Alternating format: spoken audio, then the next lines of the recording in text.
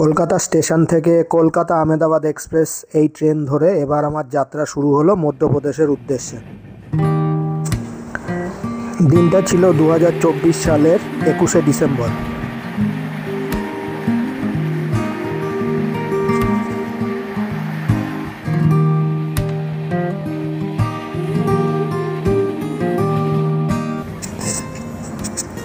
আমরা নামবো কাটনি স্টেশনে এবং এই কাটনি স্টেশন থেকেই বান্ধবগড়ের যাত্রা শুরু করব। এই ছিল আমাদের বান্ধবগড়ের হোটেল।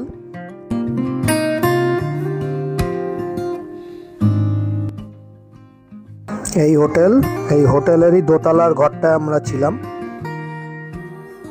একটি সুসজ্জিত সুন্দর সুইমিং পুল ছিল এবং ঠিক এই ওপরে যে দোতলা অংশটা রয়েছে এইখানেই আমি ছিলাম এবং আমার রুম থেকে সুইমিং পুল এবং তার চারপাশের দৃশ্যটা ছিল ঠিক এই রকম। রাত্রিবেলা আমাদের হোটেলটি খুব সুন্দর আলোকসজ্জিত ছিল।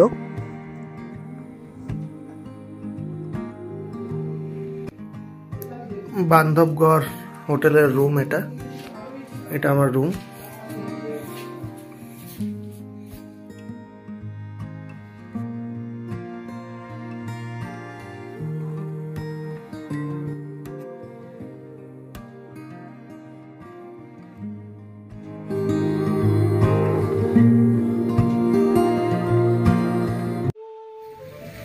বান্ধবগড় সাফারির এটা এন্ট্রি পয়েন্ট। এখানে পারমিট চেকিং হচ্ছে, তারপর এই গেট দিয়ে নিজের ভেতরে।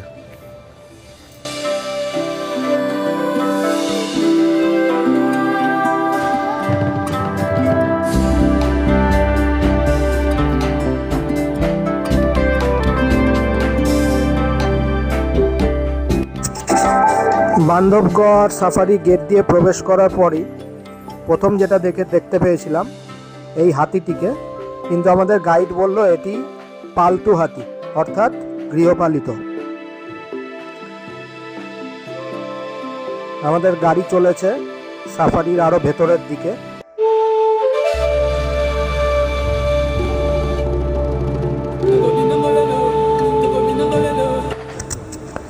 সাফারির আরেকটু ভেতর দিকে প্রবেশ করার পর আমাদের চোখে পড়েছিল এই বুনো হাতিটি। এটি বন্য হাতি, আগেরটি যেমন গৃহপালিত ছিল কিন্তু এটি বন্য হাতি।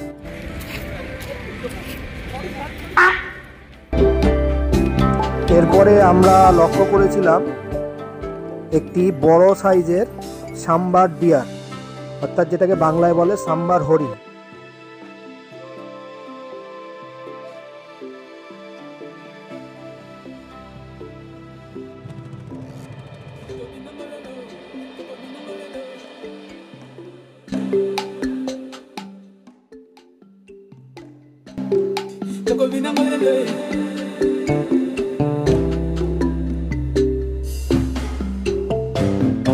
সাফারি চলতে চলতে আরেকটু ভেতরের দিকে প্রবেশ করার পর আমরা বাঘের পায়ের ছাপ দেখতে পেয়েছিলাম, টাইগার ফুটপ্রিন্ট। এই ফুটপ্রিন্ট দেখে আমাদের গাইড বলেছিলেন যে বাঘটা খুব অল্প সময় আগেই এইখান দিয়ে গেছিল।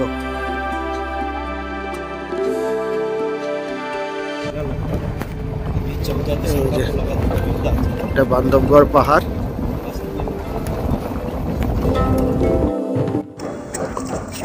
ফুটপ্রিন্ট থেকে কিছুটা এগোনোর পরেই আমাদের জিপ এইখানে দাঁড় করানো হয়েছিল এবং আমাদের গাইড বলছিল বাঘ হয়তো আশেপাশেই রয়েছে এবং আমরা সবাই চুপ করে বসেছিলাম গাড়ির মধ্যে।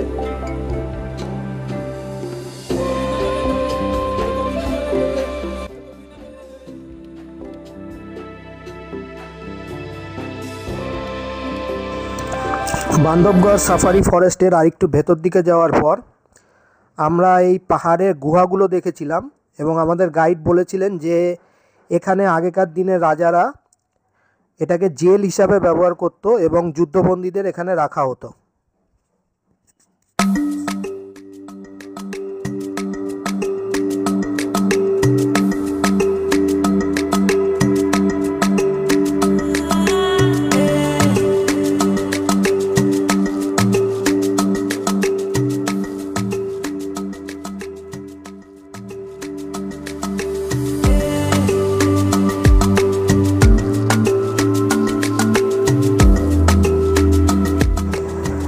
আমাদের সাফারি জিপ একটা জলাশয়ের সামনে দাঁড়িয়ে ছিল এবং এই জলাশয়ের চারপাশে প্রচুর পরিমাণে ময়ূর এবং ময়ূরীরা এই জলাশয় থেকে জল খাচ্ছিল।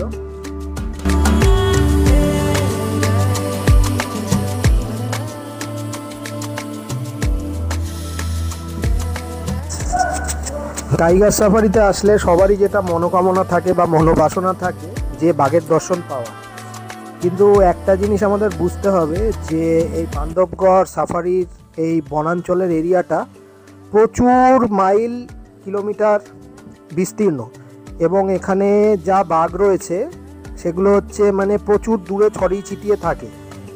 এদের দর্শন পাওয়া মানে হচ্ছে খড়ের গাদায় সূচ খোঁজার মতন ব্যাপার। তাও আমরা মনের আশা নিয়ে সাফারিতে ঘুরছিলাম এবং ঘুরতে ঘুরতে অনেক হরিণের দর্শন পেয়েছিলাম। স্পটেড ডিয়ার, সাম্বার ডিয়ার, বিভিন্ন রকম হরিণ দেখতে পেয়েছিলাম। মাংকি কল শুনে আমাদের সাফারির জিপ এখানে কিছুক্ষণ দাঁড়িয়ে ছিল এবং আমাদের গাইড বলেছিল যে এই সামনে আশেপাশের ঝোপের মধ্যে কোথাও বাঘ হয়তো লুকিয়ে থাকতে পারে বা লুকিয়ে রয়েছে। ওই দূরে একটি হরিণ দেখা যাচ্ছে, হরিণটিও খুব সন্দেহের চোখে চারপাশে দেখছিল, সেও বাঘের উপস্থিতি টের পেয়েছিল।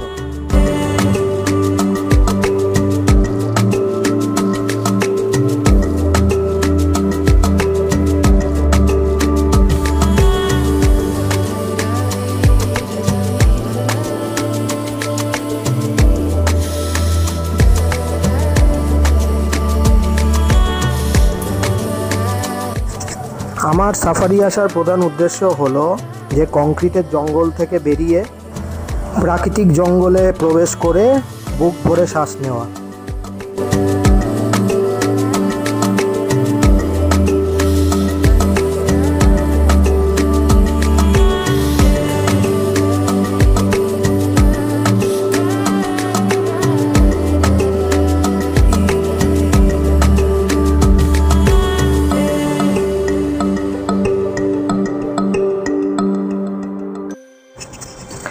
আর সাফারিতে আরেকটা জিনিস মাথায় রাখা উচিত, আমরা কিন্তু পশু পাখিদের এরিয়ার মধ্যে প্রবেশ করছি, তারা কিন্তু আমাদের এরিয়াতে প্রবেশ করেনি।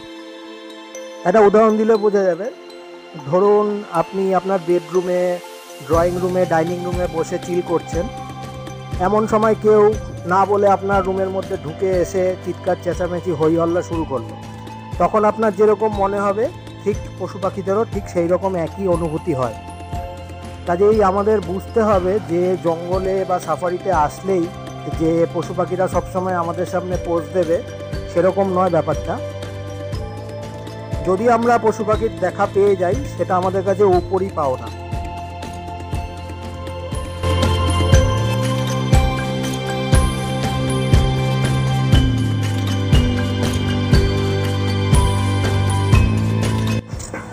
বান্ধবগড় সাফারির ভেতর বিভিন্ন রকম ল্যান্ডস্কেপ দেখা যায়, স্মল গ্রাসল্যান্ড, বিগ গ্রাসল্যান্ড এবং বড় গাছপালাযুক্ত অঞ্চল। এই যে এখন যেমন রোদ উঠে গেছে এবং গাছের ফাঁকা দিয়ে সূর্যের আলো আসছিল, কিন্তু সকালবেলা আমরা যখন সাফারিতে প্রবেশ করেছিলাম তখন পুরো কুয়াশায় চারদিক ঢাকা ছিল।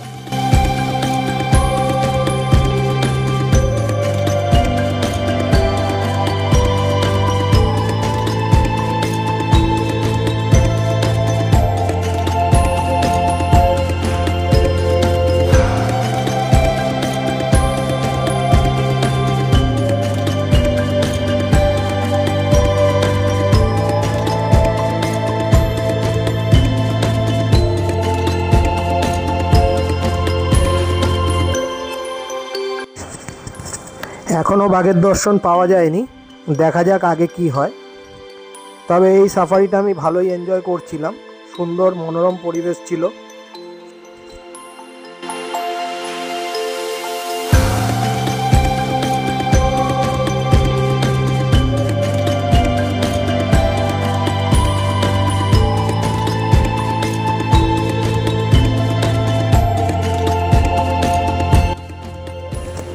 আর এরকম বিস্তীর্ণ সবুজ বিস্তীর্ণ এলাকা আমাদের শহরাঞ্চলে তো দেখাই যায় না।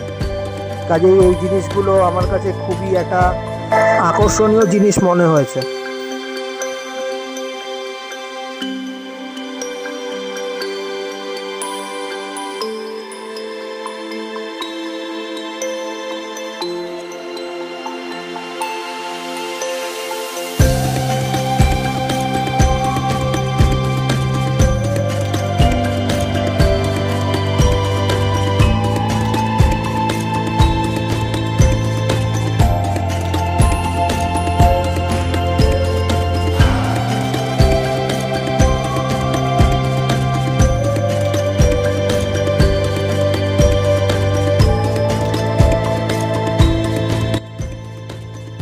এই হরিণগুলো একদম আমাদের সাফারি জিপের সামনেই ছিল এবং তারা নিশ্চিন্ত মনে ঘাস খাচ্ছিল এবং আমাদের দেখে তাদের কোনো হেলদোলই নেই, বরং তারা আমাদের দেখে আরো সুন্দর করে পোজ দিয়েছিল।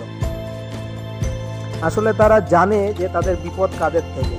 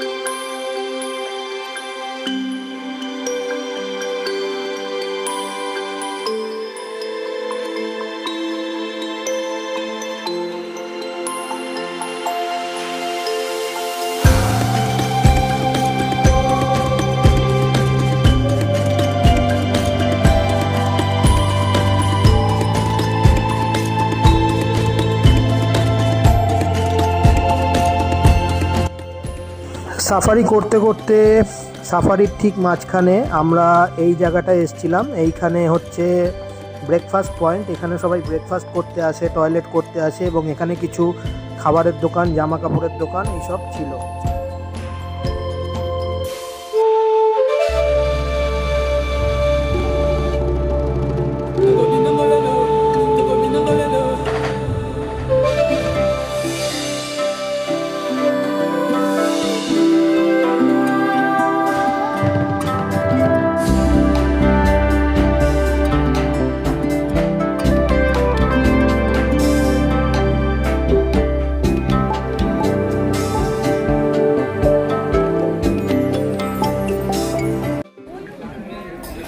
বান্ধবগড়ে এরকম পাতায় করে ব্রেড অমলেট নিলাম, পুরো পাতা সেলাই করে এরকমভাবে দিয়েছে, কেননা এখানে থার্মোকল বা অন্য কোনো প্লেট অ্যালাউ নেই, জঙ্গল নোংরা হবে জন্য। ব্রেকফাস্ট করে আবার আমরা সাফারি শুরু করেছিলাম এবং কিছু দূর যাওয়ার পর গাছের ওপর একটি ঈগলকে বসে থাকতে দেখা যায়। এই ঈগল এখানে ছোট ছোট পাখির বাচ্চা এবং খরগোশের বাচ্চা এরা শিকার করে থাকে এবং পোকামাকড় এবং সাপ ইত্যাদিও এরা খেয়ে থাকে।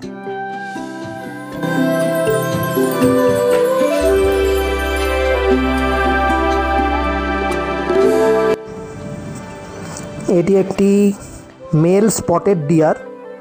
এরা সাধারণত প্রতি বছর তাদের শিং এদের নতুন করে গজায়। এরা মারামারি করার পর তাদের শিং ভেঙে যায় বা শিং এরা ছেড়ে দেয় এবং তারপর আবার এদের নতুন করে শিং গজায়।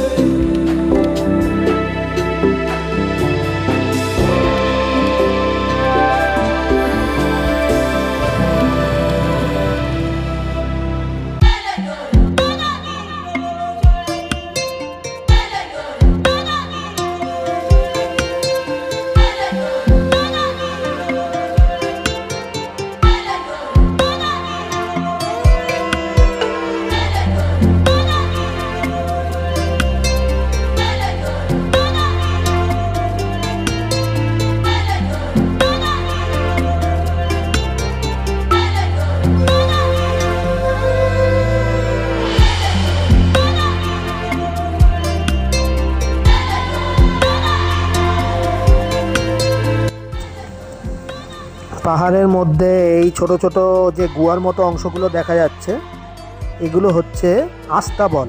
আমাদের গাইড বলল এগুলো আস্তাবল। আগেকার দিনে রাজারা এখানে তাদের ঘোড়া রাখত। এবার আমরা চলে আসলাম বান্ধবগড় সাফারি। এন্ড পয়েন্টে। বান্ধবগড় সাফারির একদম শেষ পার্টে চলে এসেছিলাম শেষ সাইয়া দেখতে। এটি একটি শায়িত বিষ্ণু মূর্তি, 35 ফুট লম্বা এবং 7 মাথাযুক্ত শেষ নাগের ওপর তিনি শায়িত রয়েছেন জন্য এটিকে বলা হয় শেষ সাইয়া।